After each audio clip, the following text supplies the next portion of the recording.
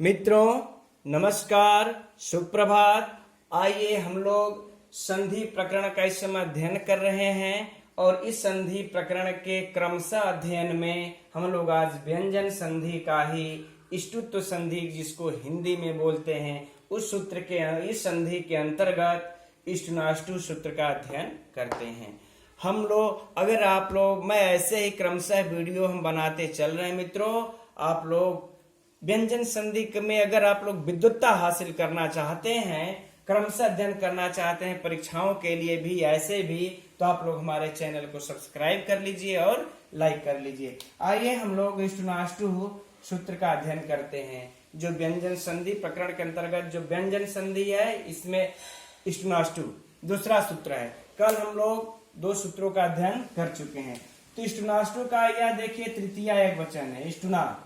इष्टु प्रथमा का एक वचन है। तो इष्टुना का मतलब सकार और ट वर्ग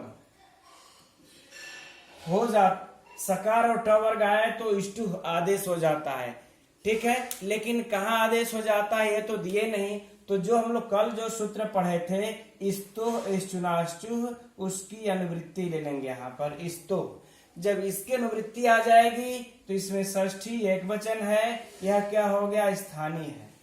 हमने पहले भी समझा रखा है कि कोई भी आदेश होंगे तो स्थानीय सूत्र में जो षष्ठी से निर्दिष्ट होगा उसी के वह स्थानीय कहे जाते हैं, उसी के स्थान पर कोई चीज आदेश होगा। अब इसका हम लोग एक बार अर्थ समझ लेते हैं।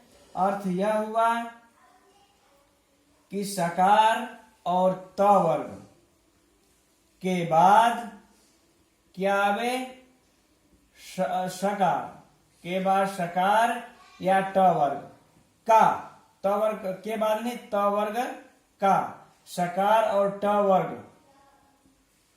के साथ योग हो।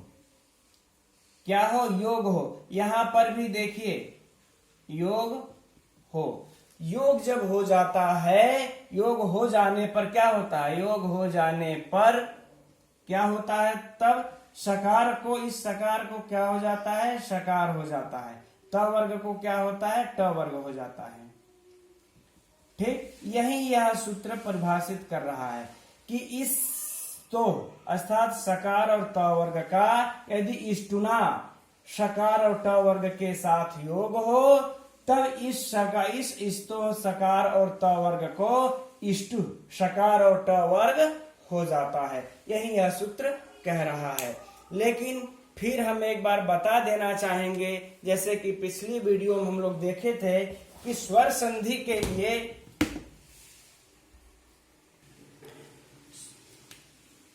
अ के बाद अगर ई आता है तो कौन संधि हो जाती है, गुण संधि हो जाती है। अब यही ये स्वर संधि में, लेकिन यही अगर ई के बाद यदि आ जाए तो कौन संधि हो जाएगी, यण संधि हो जाएगी, है ना, यण संधि हो जाएगी। तो यहां पर स्वर संधि में क्रम बदल देने पर अ के बाद ई आया तो गुण और ई पहले आ गया पूर्व में, अ पर में आता है तो यण संधि हो जाती है। लेकिन व्यंजन संधि के इन दो इस्तो इष्टुनाष्टु और इष्टुनाष्टु में इन दोनों सूत्रों में योग लिखा है कि साथ योग होने पर, योग का अर्थ ही होता है कि बस मेल हो। तो मेल हो तो चाहे हमारा स इस पर आए चाहे स इस तरफ आए, कोई फर्क नहीं पड़ता। चाहे स इस तरफ आए चाहे स इस तरफ आए, होना तो इसी सकार को सकार है, होना इसी सकार को सकार है, चाहे जिधर भी आए, हमको कोई मतलब नहीं है। इस त वर्ग को के बाद ट वर्ग आवे या फिर ट वर्ग के बाद त वर्ग आवे, इससे कोई लेना देना नहीं है। होना तो त वर्ग को ही ट वर्ग है, इस त वर्ग को ही ट वर्ग होगा। ठीक, तो योग का अर्थ यही होता है कि कोई किसी के बाद आवे, इससे कोई मतलब लेना देना नहीं है। यह इसकी पहली बात हो गई, योग होना चाहिए। अब इसका एक दूसरा बात यह भी हम लोगों को ध्यान दे लेना है कि इसमें ऐसा नहीं है कि स के सकार के स का स के साथ योग होगा तभी इस सकार को ये मूर्धन्य सकार होगा। नहीं, अगर इस स के जगह पर यदि ट वर्ग में ट वर्ग का कोई भी ट ठ ड ढ ड़ कुछ भी आ जाएगा तो भी इस सकार को मूर्धन्य सकार हो जाएगा, चाहे इस तरफ हो चाहे इस तरफ। उसी प्रकार से यदि यहां पर त वर्ग है तो इस त वर्ग को जरूरी नहीं है कि ट वर्ग रहेगा तभी जो है कि इस त को लिख लेते तभी इस त को ट वर्ग होगा, ऐसा कुछ भी नहीं है। इस ट वर्ग में से कोई भी हमको ट ठ ड ढ अड़ कुछ भी आ जाए या फिर सकार ही आ जाए, बस योग होना चाहिए तो भी इस तकार को टकार हो जाएगा। ठीक, अब आइए इसका हम लोग उदाहरण देखते हैं। पहला इसका उदाहरण देते हैं रामस षष्ठ। ठीक, ये उदाहरण देते हैं, अर्थात राम छठा है, इसका हिंदी क्या हो जाएगा, राम छठा है। ठीक, अब हम लोग इसका विच्छेद कर देते हैं तो हो जाएगा रामस धन षष्ठ, ये हो गया। अब देखिए इस रामस धन षष्ठ में क्या है, राम पहले प्रतिपादिक होता है, ठीक जैसे पिछले सूत्र में हम लोगों ने पढ़ा था, सु प्रत्यय लाने पर रुत्व विसर्ग हो, वासरी द्वारा विकल्प करके विसर्ग होने पर फिर उसके अभाव में सकार आदेश हो जाता है। और यहाँ पर हम उसी पक्ष को ग्रहण भी करते हैं, जैसे हम बस बोलते चले जा रहे हैं मित्रों, ध्यान रखिएगा। इस रामर हो जाएगा, ठीक, ससो जुसो रू से हम आज लिखेंगे नहीं, बस ऐसे बोल दे रहे हैं, पिछली वीडियो में हमने लिखा हुआ है। रामर हो जाएगा रामर धन षष्ठ ससो जुसो रू से, फिर क्या होगा, इस राम को विसर्ग हो जाएगा, राम क्या विसर्ग हो जाएगा किस सूत्र से, यह जो हमारा बनता है यह खरवसान्यो विसर्जनीय से, खरवसान्यो विसर्जनीय सूत्र से विसर्ग हो जाएगा। फिर इसके बाद हमको विसर्जनीय से सूत्र से फिर क्या हो जाएगा, इसको सकार प्राप्त होता है, तब रामस षष्ठ बनता है। ठीक, तो यहाँ अब इसमें हमें वासर के द्वारा हमें विकल्प करके विसर्ग का अभाव भी होता है, तो हम उस पक्ष को नहीं लेते हैं। अब रामस षष्ठ, अब यहाँ पर हम इस सूत्र को लगाएंगे। सोचिए, लेकिन लोग क्या करते हैं कि सीधा सीधा इसी जगह पर स का सकार के साथ योग है तो बस इस सकार को सकार कर देते हैं, अर्थात रामस कर देते हैं, रामस धन षष्ठ, सीधा सीधा इसी सूत्र को लगा देते हैं। लेकिन यह तो सिंपल सी बात हो गई एक नॉलेज की, लेकिन यह जो आपको है यह विद्वान बनाता है, यह पूरी प्रक्रिया इस तरह से है। लेकिन ऐसे हम तो सीधे जानते हैं कि इस सकार के साथ योग हुआ है तो इस सकार को मूर्धन्य सकार हो जाएगा इष्टनाष्टु से।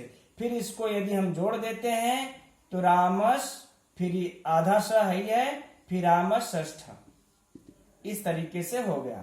लेकिन यदि आप प्रक्रिया में आएंगे, इस पूरी संधि को जानना चाहेंगे, तो पहले राम प्रतिपादिक होता है, सु प्रत्यय लगाया जाता है, उस सु प्रत्यय में उ का लोप हो जाता है, स बचता है। सु जो प्रत्यय होता है तो जैसे सु प्रत्यय है तो अनुनासिक का इत संज्ञा होकर के तस् लोपस लोप होकर के स ही तो बचेगा, अब यह स बचता है। अब इस सकार का अब फिर यहाँ पर आपको जो है कि सस जुसो रू सूत्र आ जाता है, इस सकार को रुत्व कर देता है, रू में भी ऊ की संज्ञा होकर के लोप होकर के र बचता है। फिर इस र को खरवसान्यो विसर्जनीय सूत्र से यहाँ पर खरवसान्यो लग जाएगा, खरवसान्यो सूत्र से विसर्ग को और र को विसर्ग करता है। अब फिर आपको विसर्जनीय से स सूत्र आता है, इस सूत्र से विसर्ग को स आदेश हो जाता है, विसर्ग का स आदेश हो करके रामसधन षष्ठ बनता है। अब रामसधन षष्ठ जब बन जाता है तब जाकर के इष्टुनाष्टु सूत्र लगता है। जब इष्टुनाष्टु सूत्र लग जाएगा तब सकार का सकार के साथ योग होने पर इस सकार का अब मूर्धन्य सकार हो जाता है, क्योंकि यहाँ पर स आया हुआ है। अब क्या हो जाएगा, रामस षष्ठ। लेकिन आमतौर पर हम लोग क्या करते हैं, सीधा सीधा इसी को हल कर देते हैं। ठीक, तो यह भी सही है, लेकिन यह अगर आप अंदर तक जानना चाहते हैं तब यह काम आता है।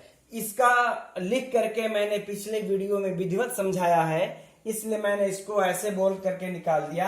अगर आपको देखना हो तो पिछला वीडियो देख सकते हैं। अब हम लोग इसका जो है कि अगला उदाहरण देखते हैं। अगला उदाहरण है रामस टीकते।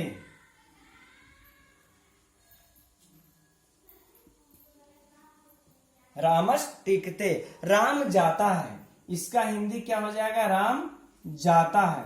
ठीक है, हिंदी भी थोड़ा बहुत जान लिया कीजिए, राम जाता है। अब इसका भी सेम प्रोसेस होगा, रामस धन टीकते। अब देखिए जो बातें हमने कही थी वह बातें यहां पर आएंगी। अब यहां पर भी पहले रामस को, अब यहां पर सीधे सीधे इष्टनाष्टु लग जा रहा है। स के सकार के बाद टकार आया है, ट वर्ग आ गया तो स को ट हो गया। देखिए जो बात हमने वहां कही थी कि इस स के बाद चाहे स आवे और चाहे आपका ट आए, ट वर्ग, इस स को मूर्धन्य सकार होना ही होना है। तो अभी हम लोग जो पिछले उदाहरण में देखे, इस स के बाद स आया था रामस धन षष्ठ में, तो इस सकार को मूर्धन्य सकार हो गया था। लेकिन आगे अब फिर से इसको स्पष्ट करने के लिए क्या देते हैं उदाहरण आगे। तो अगला उदाहरण यह क्या दे करके सिद्ध कर रहे हैं कि यहाँ पर इस उदाहरण में देखिए क्या है कि पहले स आया है, उसके बाद ट आया है। जब ट आया है तो फिर भी इस स को मूर्धन्य सकार हो ही जाएगा, इस सकार को मूर्धन्य सकार हो ही जाना है। यही चीज को सिद्ध करने के लिए यह एक दोबारा रामस टीकते उदाहरण दे देते हैं। चूंकि वह उदाहरण सकार और मूर्धन्य सकार के योग का था, यह उदाहरण सकार और टकार के योग का है। तो यही हम कहना चाह रहे थे कि ट हो, ठ हो, ड ढ कुछ भी आए, इस स को तो मूर्धन्य स होना तय है। यही यह योग का विस्तृत यह समझा रहे हैं। अब हम लोग आगे बढ़ते हैं। अब इष्टुनाष्टु सूत्र से इस सकार का टकार का योग हो गया, तो जब टकार का योग हो गया तो इस स को मूर्धन्य स हो जाएगा, रामस धन टीकते हो गया। अब इस सकार, अब इसको हम लोग ये मिला देंगे, रामस टीकते। ठीक है, लेकिन यह तो सीधा सीधा हो गया। यदि हम लोग और इसके विद्वता में जब जाएंगे तो वह कैसे होता है वह देख लीजिए। तो सेम फंडा इसमें भी चलेगा। पहले राम शब्द, उसमें हम लोग सु प्रत्यय लाएंगे। क्षमा कीजिएगा मित्रों, थोड़ी सी यहाँ पर डिस्टर्ब हो गई। तो यहाँ पर भी हम वही सेम प्रक्रिया से करते हैं। पहले राम है, सु प्रत्यय लाएंगे, सु प्रत्यय को ला करके हम लोग फिर सस जुसो रू से इसको रू करते हैं। रू कर लेने के बाद क्या करेंगे, आप लोगों को मैं इसलिए कर रहा हूं, धीरे धीरे याद भी हो जाएगा। रू को फिर से क्या हम लोग क्या करेंगे, अब विसर्ग किस सूत्र से, खर वसानेयों से विसर्ग कर देंगे। विसर्ग कर देने के बाद फिर विसर्जनीय से क्या हम लोग अब करेंगे, इसको फिर से सकार आदेश अब करेंगे। तब जाकर के अब यहाँ पर हम लोग इष्टुनाष्टु सूत्र लगा देंगे। तब यहाँ पर सकार का टकार से योग है। अब राम सकार को मूर्धन्य सकार हो करके अब हम लोग जब इसको ये मिला देंगे तो रामस टीकते बनता है। ठीक, तो जिनको इस प्रक्रिया में आनी है ठीक है, जिसको नहीं आनी है वो इस तरीके से सीधे कर ले, वो भी ठीक है। ठीक, अब हम लोग इसका ही एक अगला उदाहरण भी देख लेते हैं। अगला उदाहरण है पेष्टा। अब यह देखिए कैसे है।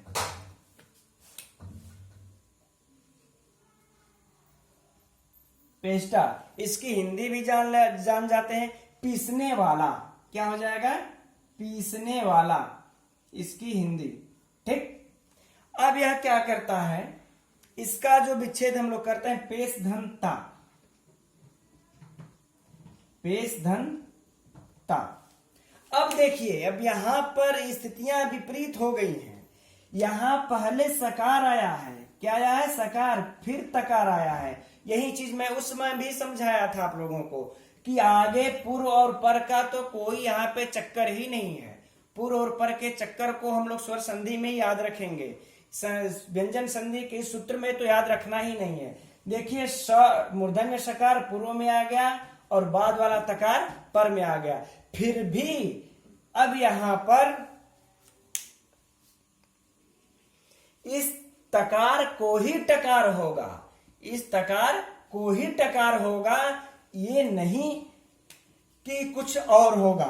ठीक, कि यह पूर्व में यह पर में आया है इसलिए कोई समस्या हुई, कोई समस्या नहीं। इस तकार को टकार होना तय है, और जब टकार होना तय है तो हम लोग सीधे सीधे कर देते हैं। बाकी इसमें कुछ प्रक्रिया चेंज है, लेकिन छोड़ देते हैं पेस्टा, सीधे सीधे इसका यह हो गया।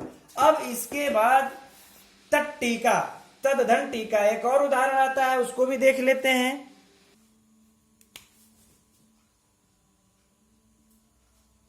मित्रों, यह उदाहरण बहुत ही इंपॉर्टेंट है, बार बार परीक्षा में पूछता है। इसका हिंदी क्या होगा? उसकी टीका, उसकी टीका या फिर वह टीका। ठीक, तो आइए इसका उदाहरण में हम लोग विच्छेद में बार बार हिंदी में और संस्कृत में भी पूछता रहता है, तो इसमें दो संशय देता है, एक तत् धन टीका और एक ये उदाहरण देता है तद धन टीका। इसका विच्छेद क्या होगा? इसका विच्छेद क्या होगा? इसलिए इस उदाहरण को तो आप लोग देखिएगा ही देखिएगा ध्यान से। तो इसमें हम बता देना चाहेंगे कि ये तद धन टीका ही शुद्ध होता है, तत् धन टीका बिल्कुल अशुद्ध है। ठीक, अब क्यों है, आइए हम लोग इसको पहले इस व्याख्या के द्वारा देख लेते हैं। तो यह कह रहे हैं, पहले इसका हम लोग विच्छेद कर लेते हैं, तद धन टीका यही शुद्ध है मित्रों, तद धन टीका ही। लेकिन एग्जाम में तत् भी आता है तो उसको हम लोग नहीं लगाएंगे।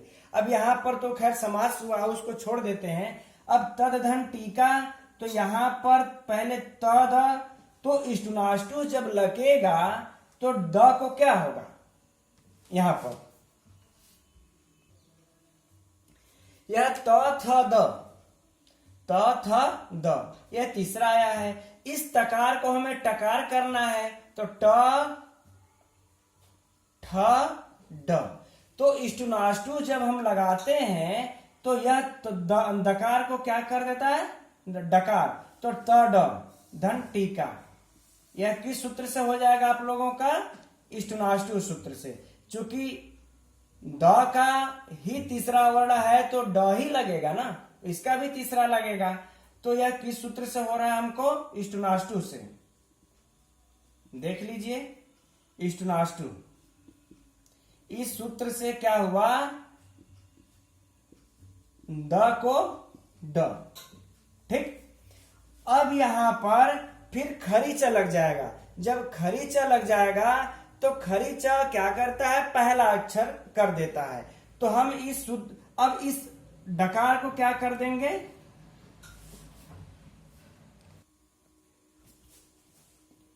जब पहला अक्षर हो जाता है खरीचा से तो ट ठ ड का पहला अक्षर ट वर्ग होता है, तट धन टीका। यह किस सूत्र से हुआ हमारा? खरीचा से। खरीचा से ड को ट हो गया। ठीक, अब ड को ट हो गया खरीचा से। अब हम लोग इसको जोड़ देंगे तो तट टीका यह रूप बनता है। ठीक, लेकिन मित्रों कुछ लोग क्या करते हैं कि अब देखिए तत् धन टीका ऐसा करके सीधा इष्टुनाष्टु लगा देते हैं और इष्टुनाष्टु करके सीधा त वर्ग को टकार के योग में आने पर इसको टकार करके तट तट धन टीका इस तरह से लगा देते हैं, सीधे स्टोनास्टू करके तट टीका बना देते हैं। तो यह सूत्र बिल्कुल ही गलत प्रक्रिया है। क्यों? क्योंकि स्टोनास्टू जो है यह सूत्र आपका 8-4-40 का है, यानी 8वें अध्याय के चौथे पद का 40वां सूत्र है। और जो खरीचा सूत्र है, यह जो खरीचा सूत्र है यह 8-4-54 का है। ठीक, तो यह सूत्र जो हुआ इसके दृष्टि में असिद्ध हुआ। तो यह सूत्र जब असिद्ध हुआ तो ष्टुत्व से पूर्व चर तो नहीं हो सकता, यानी ष्टुत्व से पूर्व इस ष्टुत्व हमारा जो ये है, इस ष्टुत्व के पूर्व आप चर नहीं कर सकते। पहले आपको तो ष्टुत्व करना ही होगा, तभी आप चर कर सकते हैं, क्योंकि यह खरीचा इसकी दृष्टि में असिद्ध है। अतः ष्टुत्व से पूर्व आप चर नहीं कर सकते। और तो इस प्रकार से हमारी, अब आगे छोड़ देते हैं, इस प्रकार से हमारी जो ये प्रक्रिया है ये बिल्कुल ही गलत है। पहले आपको ष्टुत्व करना होगा, इसके बाद चतुर करना होगा, यानी कि इसके बाद चकार करना होगा। हम पहले इसको नहीं कर सकते। अब इसके बाद भी इसमें एक अगला उदाहरण और है। अगला उदाहरण आपका चक्रण ढौक से है। इसका क्या होता है कि हे चक्रधारी, हे चक्रधारी, ठीक, इसका ये हिंदी होगा। चलिए अच्छा ठीक है। अब इसका देखिए हम लोग क्या विच्छेद करते हैं, चक्रिन धन ढौक से, ढौक से। अब इसका क्या हो जाएगा, देखिए नकार का ढकार यानी ट ठ ड ढ, ये टकार का योग है, इधर तकार त थ द ध न, तकार का योग है। तब इस तकार को टकार हो जाएगा, इस तकार को टकार हो जाएगा। लेकिन अब यहाँ पर कौन अक्षर होगा, तो यह पांचवा अक्षर है, त थ द ध न। त वर्ग का पांचवा अक्षर है, तो ट वर्ग का भी न के जगह पर पांचवा अक्षर ही होगा, अर्थात ट ठ ड ढ ड़। तो जब ट ठ ड ढ ड़ होगा तो चक्रिण धन ढौक से क्या हो जाएगा, मिला देंगे तो चक्रिण ढौक से, यह हमारा बन गया चक्रिण ढौक से। ठीक, अब इसी का एक निषेध सूत्र आता है, न पदांता टोरनाम। अब उसको हम लोग देख लेते हैं। यह सूत्र न पदांता टोरनाम, यह क्या कहता है मित्रों, न अर्थात नहीं होगा। पदांता मतलब पदांत जिसके पद के अंत में ट वर्ग हो। तो यदि जिसके पदांत ट हो, पदांत ट वर्ग हो, ठीक, इसके बाद यदि कहते हैं कि पदांत ट वर्ग के बाद यदि स आता है, ठीक, तो अन्य सकार या त वर्ग को, अन्य सकार हो चाहे त वर्ग हो, स हो चाहे त वर्ग हो, तो इस सकार और त वर्ग को मूर्धन्य सकार और ट वर्ग नहीं होगा। ठीक, अब स्टोनास्टू तो नहीं कह रहा था ना कि ट वर्ग के योग में स वर्ग त वर्ग आता है, तो स को स, त को ट हो जाता है। लेकिन यह सूत्र निषेध करता है, यह क्या कह रहा है कि यदि पदांत ट वर्ग हो, ऐसा हो जिसके पद हो, जो पद हो उसके अंत में ट वर्ग आया हो, तो उसके बाद यदि सकार या त वर्ग आता है तो इस सकार और त वर्ग को मूर्धन्य सकार और ट वर्ग नहीं होगा। लेकिन कहते हैं अनाम, अनाम अर्थात न को छोड़कर, नाम, अनाम अर्थात नाम को छोड़कर।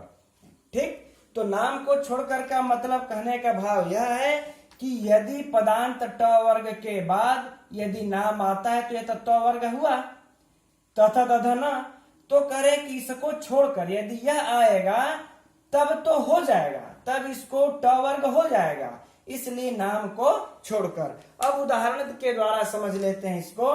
इसका पहला उदाहरण जो देते हैं वह है सट संतः,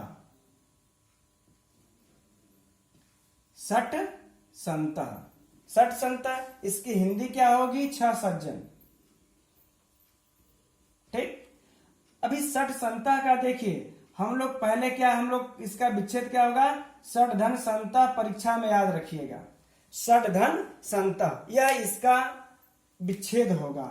अब यहाँ पर सठ धन संता जब हम लोग कर लेते हैं, तो अब यहाँ पर देखिए कि यहाँ पर ट वर्ग आया है, ट वर्ग के बाद स आया है, ट वर्ग के बाद स आया, तो इस स को अब मूर्धन्य सकार हो जाना चाहिए था, यह मूर्धन्य सकार होना चाहिए था क्योंकि ट वर्ग के योग में आया है।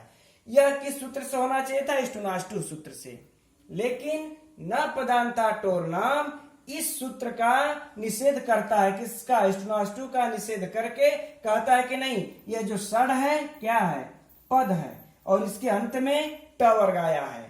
ठीक, तो अब स को हम मूर्धन्य सकार नहीं होना चाहिए था। यह कब लागू होगा, जब यह पद रहेगा तभी, अगर अपद है तो वह आराम से इस स को मूर्धन्य सकार कर देगा। ठीक, तो अब षड धन संता हो गया। अब इस षड धन संता को पहले हम स्टुनाष्टु द्वारा सकार को सकार प्राप्त होता, जो हम नहीं किए, पुनः इस सूत्र का निषेध हो गया। अब यहाँ पर इस का पहले खरीचा लगा देंगे हम, इस सूत्र में अब कौन सा लगाएंगे, खरीचा। अब खरीचा लगा देने से यह क्या हो जाएगा, सठ, खरीचा सूत्र से सठ, फिर क्या होगा, संता। अब इसको हम मिला देंगे तो बन जाएगा सठ संता। ठीक, क्योंकि यहां पर जब इसका विच्छेद हम लोग सठ संता जब देखे थे, तो यहां पर तो स्टुनाष्टु हमने बोला कि लग रहा था, लेकिन स्टुनाष्टु का न पदांता टो नाम ने निषेध अब कर दिया, तो निषेध कर देने के बाद हमारा खरीचा लग गया।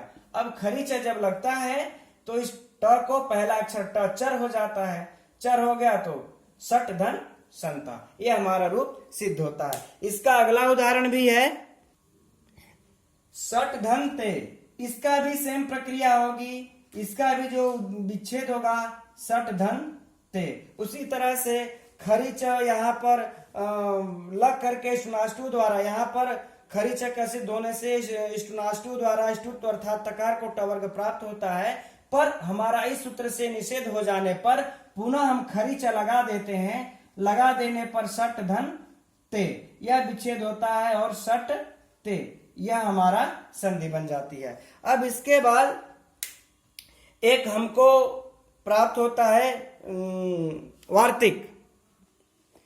अब यहां पर देखिए वार्तिक कार आ जाते हैं, वार्तिक कार कहते हैं अनाम नवति नगरी डामिति वाच्य। जो पाणिनि ने यह कहा था कि यदि पदांत ट वर्ग के बाद नाम शब्द आएगा तो नाम को ट वर्ग हो जाएगा, लेकिन इसी नाम को ना अनाम बोले थे ना, पाणिनि ने क्या कहा था, अनाम, न पदांता टो नाम अर्थात अनाम, यानी नाम को छोड़कर। लेकिन वार्तिककार क्या कहते हैं कि अनाम ही नाम को नहीं, बल्कि अनाम नवति नगरी डामिति वाच्यम कहना चाहिए था, अर्थात नाम ही नहीं, नवति और नगरी शब्दों, नवति, ये नवति और नगरी शब्दों को भी छोड़ करके ऐसा उनको कहना चाहिए था। इनके स्थान पर भी ट वर्ग को ट वर्ग नहीं होगा, यह दोनों शब्द पाणिनि से छूट गए थे, तो इसको यह वार्तिककार कात्यायन ने बताया। अब इसका हम लोग उदाहरण देख लेते हैं। देखिए यहां पर सड़ाम, यह उदाहरण है। अब इसका सड़ाम मतलब छह का, इसका जो हिंदी होगा छह का। अब इसका हम लोग विच्छेद कर लेते हैं, सठ धन ना।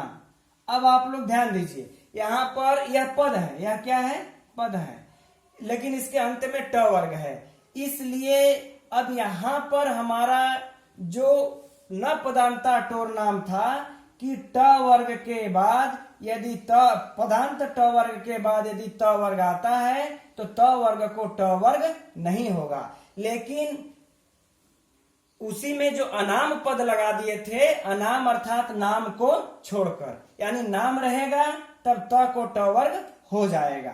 ठीक, तो हम लोग त को ट वर्ग अब कर देते हैं, तो यह पांचवा अक्षर है, तो हम लोग क्या कर लेंगे, षड धन राम, ऐसा कर लेंगे। अब यहां पर प्रत्यय भाषायाम नित्यम हमारा एक वार्तिक काम करेगा, जिसका अध्ययन हम लोग आगे ये कर लेते हैं, आगे हम लोग अब करेंगे।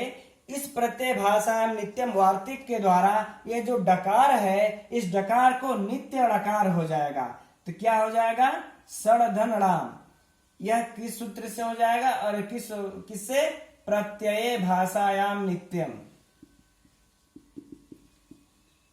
ठीक, प्रत्यय भाषायाम नित्यम।